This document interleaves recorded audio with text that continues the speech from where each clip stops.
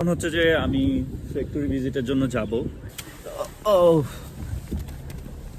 Thank you very মাচ।不客气，这个。谢谢লেটস গো। তারা আসলে গাড়ি পাঠিয়ে দিছে যে ওদের ফ্যাক্টরিটা ভিজিট করে দেখার জন্য, কারণ ওরা ক্লদিং আইটেম হচ্ছে যে তারা প্রডিউস করে।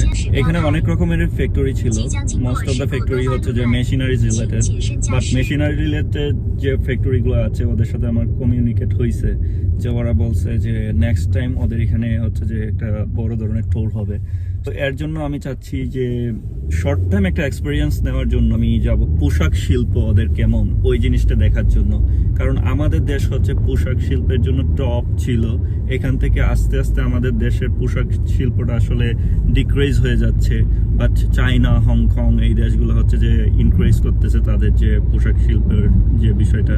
সো আমি ওই ফ্যাক্টরিটা ভিজিট করব এবং তাদের ওয়ার্কারদের কোয়ালিটি কেমন এবং তাদের ওয়ার্কাররা কিভাবে কাজ করে এবং আমাদের দেশের ওয়ার্কাররা কিভাবে কাজ করে, তাদের দেশের ওয়ার্কারদের পারিশ্রমিক কেমন এবং আমাদের দেশের ওয়ার্কারদের পারিশ্রমিক কেমন, এই সবগুলা জিনিস আমি ট্রাই করব যে তুলে ধরার জন্য।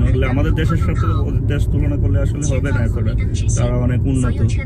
সেই জায়গা থেকে যতটুকু কম্পেয়ার করা যায় আপনারা এতটুকুই করবেন। So I will try to show something Real in Chinese garments factory.